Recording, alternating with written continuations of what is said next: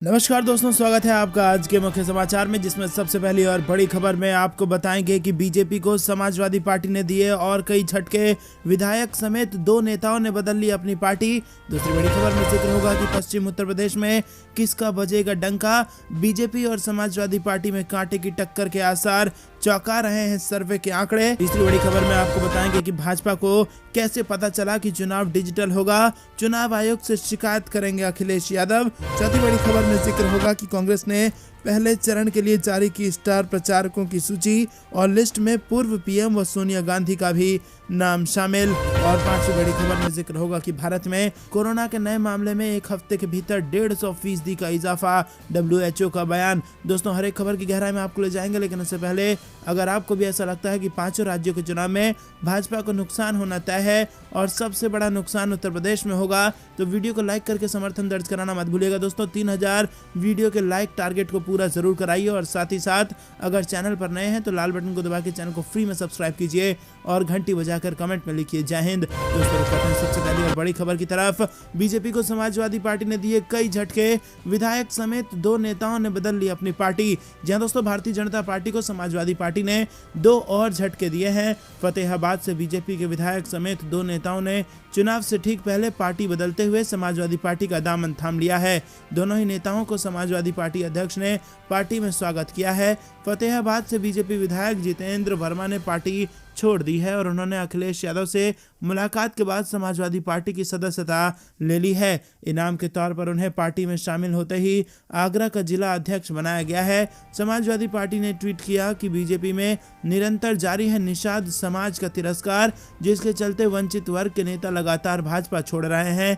फतेहाबाद में बीजेपी विधायक जितेंद्र वर्मा भाजपा छोड़कर समाजवादी पार्टी में शामिल हो गए हैं और राष्ट्रीय अध्यक्ष जी ने बनाया आगरा का जिला अध्यक्ष। पिछड़ों दलितों का इनकलाब होगा, 2022 में बदलाव होगा। तो दोस्तों, समाजवादी पार्टी ने नया नारा दिया है जिसमें कहा गया है कि पिछड़ों दलितों का इनकलाब होगा, 22 में बदलाव होगा। तो आपको क्या कुछ लगता है कि वाकई 22 में बदलाव होगा? कमेंट में जरूर बताइए। रुक करते हैं अगली बड़ी खबर की तरफ। पश्चिमी उत्तर प्रदेश में किसका बजेगा डंका? बीजेपी और समाजवादी पार्टी में कांटे की टक्कर के आसार, चौंका रहे हैं सर्वे के आंकड़े। जी हां दोस्तों, उत्तर प्रदेश ने कड़ाके की सर्दी में चुनावी चादर ओढ़ रखी है। यूपी में रैलियों और रोड शो पर रोक लगी हुई है, लेकिन प्रचार पूरे जोर शोर से हो रहा है। बीजेपी, एसपी, बीएसपी और कांग्रेस जैसी तमाम पार्टियां यूपी में सत्ता हासिल करने का दावा कर रही हैं। हालांकि जनता का फैसला क्या होगा वो 10 मार्च को आने वाले नतीजे बताएंगे। आपको बता दें कि लोगों का मन लगातार टटोलने की कोशिश की जा रही है और दोस्तों, पछड़ा रीजन है जो किसी को भी किंग बनाने की ताकत रखता है और इस रीजन में कुल 136 सीटें हैं जिन पर चुनावी जंग हो रही है। पश्चिमी उत्तर प्रदेश रीजन में अलग अलग सर्वे में कड़े मुकाबले के आसार नजर आ रहे हैं और किसी सर्वे में बीजेपी आगे नजर आ रही है तो किसी सर्वे में दोनों के बीच कड़ा मुकाबला की संभावना जताई जा रही है। ऐसे में पश्चिमी उत्तर प्रदेश का सियासी मूड कभी भी बदल सकता है। आपको बता दें दोस्तों कि सी वोटर के सर्वे के आंकड़े की बात करें तो इस सर्वे में बीजेपी को जबरदस्त नुकसान पश्चिमी उत्तर प्रदेश में देखने को मिल रही है। आपको बता दें कि समाजवादी पार्टी 75 सीट तक पश्चिमी उत्तर प्रदेश में जीत सकती है। वहीं अगर बात की जाए भारतीय जनता पार्टी को तो 50 सीटें जीतना भी यहां पर मुश्किल नजर आ रहा है और जैसे जैसे चुनाव निकट आते जा रहा है भाजपा का ग्राफ भी गिरता चला जा रहा है। तो दोस्तों, वेस्टर्न यूपी में भाजपा को नुकसान होने की संभावना जताई जा रही है। तो करते हैं अगली बड़ी खबर की तरफ। भाजपा को कैसे पता चला कि चुनाव डिजिटल होगा? चुनाव आयोग से शिकायत करेंगे अखिलेश यादव। जी हां दोस्तों, समाजवादी पार्टी के राष्ट्रीय अध्यक्ष अखिलेश यादव ने आरोप लगाया है कि उन्हें जानकारी हुई है कि पंजाब में जिस तरह से खाली कुर्सियां थी, भाजपा अगर रैली करती तो भीड़ भी नहीं होती, इसीलिए भाजपा ने जानबूझकर पाबंदी लगवाई है। भाजपा की 4 पहिए की गाड़ी भोपू लगाकर घूम रही है, LED लगा हुआ है। क्या ऐसी गाड़ियां 10 दिनों में तैयार हो जाती हैं? उन्हें कैसे पता था कि चुनाव डिजिटली होगा? इलेक्शन कमीशन की गाइडलाइन से पहले कैसे भाजपा नेताओं के घर में डिजिटल वॉर रूम तैयार था? और इस संबंध में चुनाव आयोग को अखिलेश यादव शिकायत करेंगे, ये बड़ा बयान सामने आया है। दोस्तों रुक करते हैं अगली बड़ी खबर की तरफ। कांग्रेस ने पहले चरण के लिए जारी कर दी है स्टार प्रचारकों की लिस्ट में पूर्व मुख्यमंत्री और सोनिया गांधी का भी नाम है शामिल। जी हाँ दोस्तों, आपको बता दें कि उत्तर प्रदेश में सोनिया गांधी व पूर्व प्रधानमंत्री मनमोहन सिंह, राहुल गांधी, प्रियंका गांधी और कन्हैया कुमार समेत कुल 30 नेता कांग्रेस के स्टार प्रचारक होंगे। पार्टी के महासचिव केसी वेणुगोपाल ने पहले चरण के स्टार प्रचारकों की सूची चुनाव आयोग को भेज दी है। यूपी चुनाव के लिए पहले चरण का मतदान 10 फरवरी को होगा और इस चरण के लिए नामांकन प्रक्रिया पूरी हो चुकी है। तो दोस्तों आपको बता दें कि कांग्रेस पार्टी ने अपने स्टार प्रचारकों का ऐलान कर दिया है और अब 10 तारीख को वोटिंग होनी है पहले चरण की।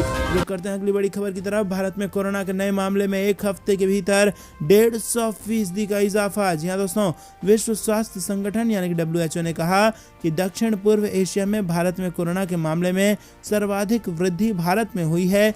WHO के अनुसार पिछले एक सप्ताह में भारत में कोरोना के मामलों में 150% की वृद्धि देखी गई है। WHO ने बताया कि को खत्म हुए सप्ताह में कोरोना के 15,94,160 नए मामले सामने आए, जबकि उससे पहले हफ्ते में कोरोना के 6,38,872 नए केस दर्ज किए गए हैं। वहीं सोमवार को भारत में कोरोना के 3,06,064 नए मामले सामने आए हैं, जो कि पिछले दिन से 8.2% कम थे। दोस्तों रुक करते हैं अगली बड़ी खबर की तरफ, जो कि बिहार की राजनीति से आ रही है। स्पेशल स्टेटस के बहाने करीब आ रहे हैं RJD और JDU। बीजेपी से रिश्ता टूटा तो आएगा जबरदस्त सियासी भूचाल। जी हाँ दोस्तों, मुख्यमंत्री नीतीश कुमार की पार्टी JDU के राष्ट्रीय अध्यक्ष राजीव रंजन सिंह उर्फ ललन ने बिहार को विशेष राज्य का दर्जा देने की मुहिम छेड़ दी है और इसके लिए वो लगातार ट्वीट भी कर रहे हैं। विशेष राज्य के दर्जे की फिर से वकालत करते हुए ललन सिंह ने कहा है कि वो इस मांग को सड़क से सदन तक उठाते रहेंगे और इस मांग को लेकर JDU की बीजेपी से तल्खियां भी बढ़ती जा रही हैं। तो वहीं RJD नेता ने ललन सिंह के मांग का समर्थन कर दिया है। विशेष राज्य के दर्जे को लेकर JDU और बीजेपी के बीच हो रही नूरा कुश्ती के बीच RJD नेता और पूर्व मंत्री अब्दुल बारी सिद्दीकी ने अपनी प्रतिक्रिया दी है। उन्होंने कहा कि बिहार को विशेष राज्य का दर्जा मिले, ये पुरानी मांग है और हर राजनीतिक दल चाहता है कि बिहार के विकास के लिए विशेष राज्य का दर्जा जरूरी है। जिस तरह से पिछले दिनों नीति आयोग ने बिहार के पिछड़ेपन पर सवाल खड़ा किया था, इससे साफ पता चलता है कि बिहार पिछड़ा राज्य है। सिद्दीकी ने कहा कि बिहार को विशेष राज्य का दर्जा नहीं मिला है, बिहार का भारी नुकसान हो रहा है। अब्दुल बारी सिद्दीकी ने कहा कि हम सबको एक साथ केंद्र सरकार से ये मांग करनी चाहिए। तो दोस्तों बिहार में फिर से विशेष राज्य के दर्जे को लेकर राजनीति गरमा गई है और अब फिर से RJD और JDU करीब आ रही है। रुक करते हैं अगली बड़ी खबर की तरफ, जो कि महाराष्ट्र की सियासत से निकल के आ रही है। भाजपा के साथ 25 साल बर्बाद कर दिए। उद्धव ठाकरे के बयान पर भड़की, बोले कि देश भर में चुनाव लड़ते तो PM शिवसेना का होता। जी हाँ दोस्तों, आपको बता दें महाराष्ट्र के मुख्यमंत्री और शिवसेना प्रमुख उद्धव ठाकरे के रविवार को दिए गए इस बयान कि भाजपा के साथ गठबंधन में हमारी पार्टी ने 25 साल बर्बाद किए हैं, इस पर बहस छिड़ गई है। दोनों दलों के नेताओं ने इस बयान को आधार बनाकर एक दूसरे पर जमकर शब्दबाण चलाए हैं। शिवसेना नेता संजय राउत ने कहा कि हम महाराष्ट्र में बीजेपी को नीचे से ऊपर तक ले गए और यदि हमने बाबरी विध्वंस के बाद देश भर में चुनाव लड़ा हो तो प्रधानमंत्री शिवसेना का होता। जवाब में पूर्व मुख्यमंत्री देवेंद्र फडणवीस ने कहा कि BMC में तब से हमारे पार्षद हैं जब शिवसेना पैदा भी नहीं हुई थी। दोस्तों महाराष्ट्र में एक बार फिर सियासत गरमा गई है। दरअसल उद्धव ठाकरे ने रविवार को शिवसेना संस्थापक स्वर्गीय बाला साहेब ठाकरे की 96वीं जयंती पर शिव सैनिकों को संबोधित करते हुए कहा था कि भाजपा का हिंदुत्व सत्ता के लिए है और शिवसेना ने भाजपा को छोड़ा, हिंदुत्व को नहीं छोड़ा और हमने भाजपा से गठबंधन कर 25 साल बर्बाद किए हैं। और इसके बाद NCP प्रमुख शरद पवार ने ट्वीट कर बाल ठाकरे के भाषणों और लेखों को याद किया और कहा कि बाल ठाकरे ने मराठी भाषी लोगों के हितों की रक्षा के लिए ठोस कदम उठाए। दोस्तों अगली बड़ी खबर की तरफ, अगर उत्तराखंड में आई कांग्रेस की सरकार तो LPG सिलेंडर की कीमत नहीं होगी 500 रुपए के पार, भूपेश बघेल ने दी गारंटी। जी हाँ दोस्तों, उत्तराखंड की राजधानी देहरादून पहुंचे छत्तीसगढ़ के मुख्यमंत्री भूपेश बघेल ने केंद्र की नरेंद्र मोदी सरकार पर हमला बोला है। वहीं उन्होंने घोषणा की है कि उत्तराखंड में कांग्रेस की सरकार बनने पर एलपीजी सिलेंडर की कीमत 500 रुपए के पार नहीं जाएगी। भूपेश बघेल ने कहा कि हम अपने घोषणा पत्र में वादा कर रहे हैं कि उत्तराखंड में कांग्रेस की सरकार बनने पर एलपीजी सिलेंडर की कीमत 500 रुपए के पार नहीं जाएगी। उन्होंने कहा कि महंगाई बेरोजगारी पर मोदी सरकार खामोश है। राज्य में बेरोजगारी का इंडेक्स राष्ट्रीय बेरोजगारी से ज्यादा है और यहां जनता ने बीजेपी को प्रचंड बहुमत दिया, लेकिन बदले में 3 मुख्यमंत्री, भ्रष्टाचार, बेरोजगारी और महंगाई मिली और अब उत्तराखंड की जनता भाजपा की असलियत जान चुकी है। सोमवार को बघेल ने देहरादून में कांग्रेस कमेटी की कैंपेन थीम और कैंपेन सॉन्ग और इसी के साथ उत्तराखंड स्वाभिमान 4 धाम काम का विमोचन किया। रुक करते हैं अगली बड़ी खबर की तरफ। राकेश टिकैत का तंज, हिंदू मुस्लिम व जिन्ना 2.5 महीने तक यूपी सरकार के हैं मेहमान। जी हां दोस्तों, भारतीय किसान यूनियन के राष्ट्रीय प्रवक्ता राकेश टिकैत ने भाजपा सरकार पर कटाक्ष करते हुए कहा कि हिंदू मुस्लिम व जिन्ना 2.5 महीने तक यूपी प्रवास पर सरकार के मेहमान हैं। 2.5 महीने तक भाजपा सरकार इन्हीं पर बात करेगी। किसानों ने 13 महीने तक दिल्ली की सीमा पर ट्रेनिंग ली है। आधे दाम पर किसानों ने फसल बेची है। इसके बाद किसानों को ये बताने की जरूरत नहीं है कि किसे वोट देना है। रविवार को हाथरस रोड स्थित जेके फार्म हाउस पर भारतीय किसान यूनियन के राष्ट्रीय महासचिव राजपाल शर्मा की पौत्री के विवाह कार्यक्रम में शामिल होने आए थे वो, और उन्होंने कहा कि भाजपा के नेता प्रवचन देंगे, सरकारी स्टेज से प्रवचन देंगे, जनता को उनके प्रवचन से बचना है और 31 जनवरी को किसान का विरोध प्रदर्शन होगा। तो दोस्तों आपको बता दें कि राकेश टिकैत भी फुल फॉर्म में है उत्तर प्रदेश में और लगातार भाजपा के खिलाफ एक तरीके से कैंपेन भी कर रहे हैं। रुक करते हैं अगली बड़ी खबर की तरफ। भय, भ्रष्टाचार और भेदभाव, फिर योगी सरकार पर बरसी मायावती, कहा मजहब भी है असुरक्षित। जी हां दोस्तों, उत्तर प्रदेश विधानसभा चुनाव में अब तक निष्क्रिय दिखी बहुजन समाज पार्टी सुप्रीमो मायावती ने लगातार दूसरे दिन योगी सरकार पर वो बरसी हैं और मायावती ने प्रदेश की कानून व्यवस्था पर सवाल उठाते हुए कहा कि जान माल के साथ मजहब असुरक्षित है। बीएसपी प्रमुख ने यह भी आरोप लगाया कि योगी सरकार उनके कामकाज का श्रेय ले रही है। मायावती ने एक के बाद एक 2 ट्वीट के जरिए योगी सरकार पर निशाना साधा। उन्होंने लिखा कि भय, भ्रष्टाचार, भेदभाव व जानमाल, मजहब भी की असुरक्षा अर्थात यूपी की बदतर कानून व्यवस्था, बेरोजगारी व लाखों पलायन आदि विशाल आबादी वाले इस राज्य की सबसे बड़ी समस्या है जो लगातार बढ़ती ही जा रही है और लोगों में कुंठा पैदा कर रही है तथा समाज व प्रदेश पिछड़ा रहा है। तो दोस्तों यह अति दुखद है, ऐसा ट्वीट किया है मायावती ने। रुक करते हैं अगली बड़ी खबर की तरफ। अमित शाह ने नियम और समाजवादी पार्टी की चुनाव आयोग से इसको लेकर शिकायत। जी हां दोस्तों, देश के 5 राज्यों में विधानसभा चुनाव के लिए अगले महीने से मतदान शुरू हो रहा है और ऐसे में आरोप प्रत्यारोप का दौर शुरू हो चुका है और इसी कड़ी में उत्तर प्रदेश में समाजवादी पार्टी ने गृह मंत्री अमित शाह की शिकायत निर्वाचन आयोग में दर्ज कराई है। समाजवादी पार्टी की इस शिकायत में आरोप लगाया गया है कि अमित शाह और उनके समर्थकों ने कैराना में शनिवार को घर घर जाकर चुनाव प्रचार के दौरान पर्चे बांटते और जनसंपर्क करते हुए कोरोना नियमों का सरेआम उल्लंघन किया है। शिकायत में यह भी कहा गया है कि आयोग ने प्रचार के लिए डोर टू डोर कैंपेन की अनुमति तो दे रखी है, लेकिन उस दिन तक सिर्फ 5 लोगों की टोली को इसके लिए अनुमति दी गई थी और शनिवार शाम को आयोग ने इसकी संख्या बढ़ाकर 10 कर दी, जबकि शामली के कैराना कस्बे की तंग गलियों में अमित शाह के डोर टू डोर कैंपेन के दौरान 10 से कई गुना ज्यादा लोगों की भीड़ उमड़ पड़ी थी। तो दोस्तों ये बेहद बड़ी खबर निकल के आ रही है।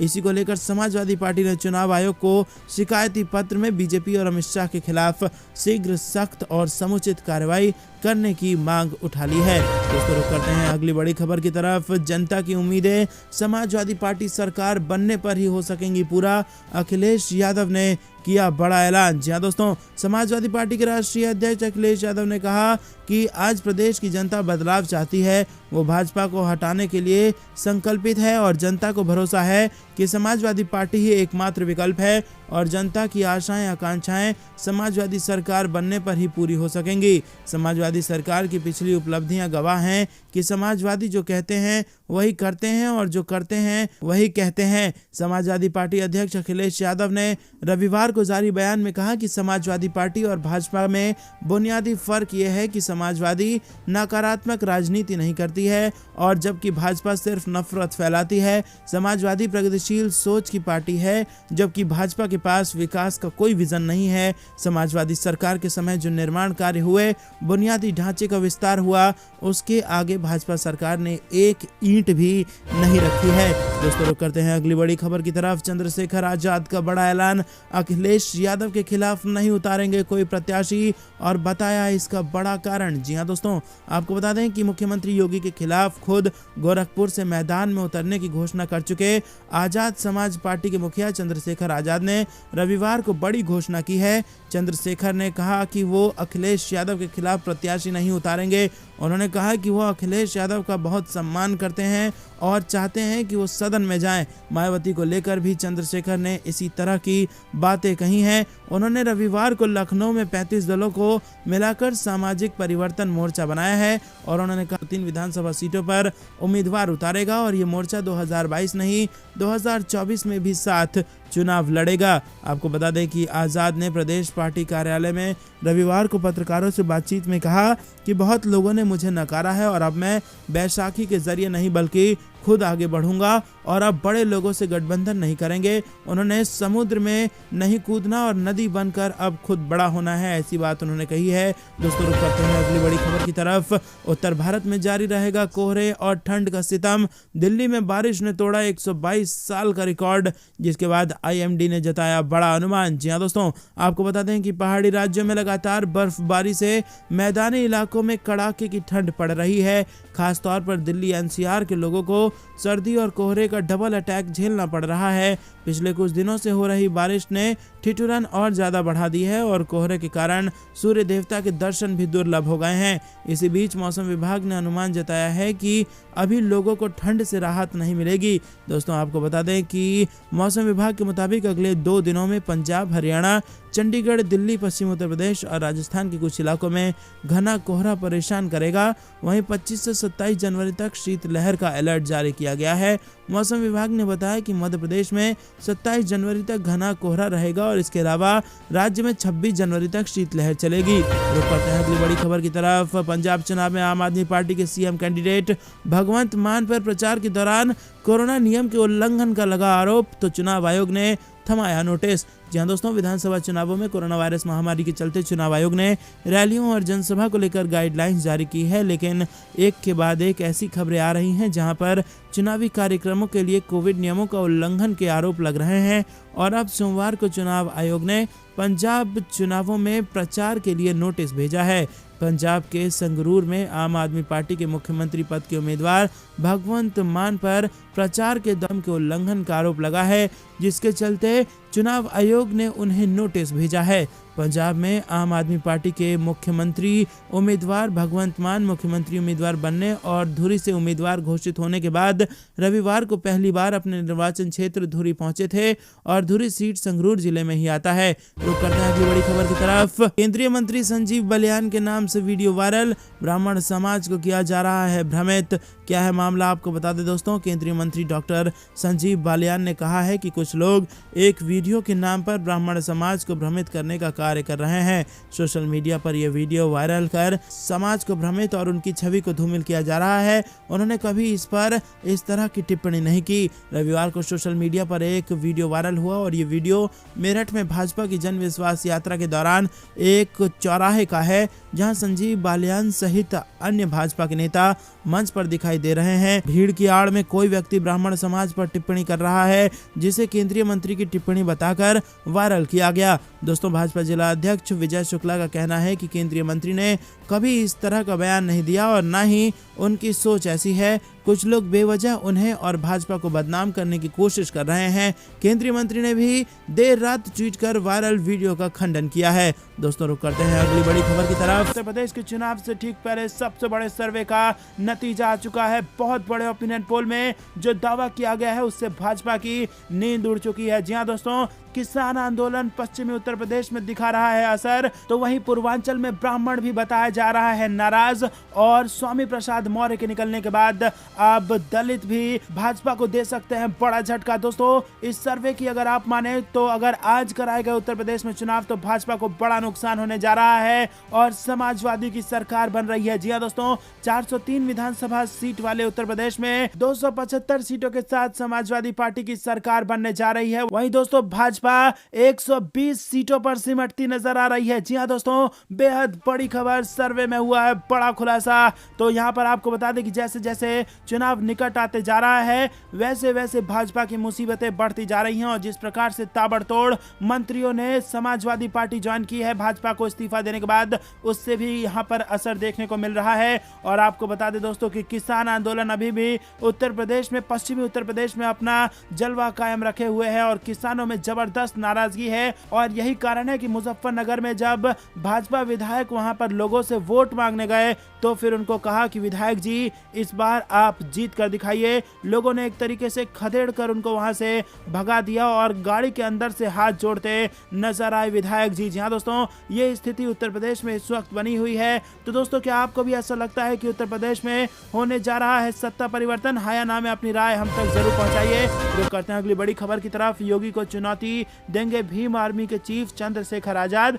गोरखपुर सदर से लड़ेंगे चुनाव। जी हाँ दोस्तों, आपको बता दें चुनाव से पहले सियासत तेज हो गई है। बताया जा रहा है कि भीम आर्मी के चीफ चंद्रशेखर आजाद ने चुनाव लड़ने की घोषणा कर दी है और वो गोरखपुर सदर से चुनाव लड़ेंगे। बता दें कि यहीं से योगी आदित्यनाथ ने भी चुनाव लड़ने की घोषणा की है। ऐसे में चंद्रशेखर और योगी के बीच आने वाले चुनाव में दिलचस्प मुकाबला देखने को मिल सकता है। गोरखपुर सदर से साल 2017 में बीजेपी के राधा मोहन दास अग्रवाल ने 60,000 के अंत से जीत दर्ज की थी और ये सीट 1989 से भाजपा के पास है। बता दें कि इससे पहले चंद्रशेखर सपा से गठबंधन करने गए थे, लेकिन बाद में वो समाजवादी पार्टी से गठबंधन से पीछे हट गए थे। तो दोस्तों, गोरखपुर में भारतीय जनता पार्टी की मुश्किलें बढ़ा सकते हैं चंद्रशेखर। तो दोस्तों, ये थी दिन में कुछ बेहतरीन और बड़ी खबरें। तक बने रहने के लिए बहुत बहुत धन्यवाद। देख रहे थे आपका अपना चैनल। जय हिंद, जय भारत।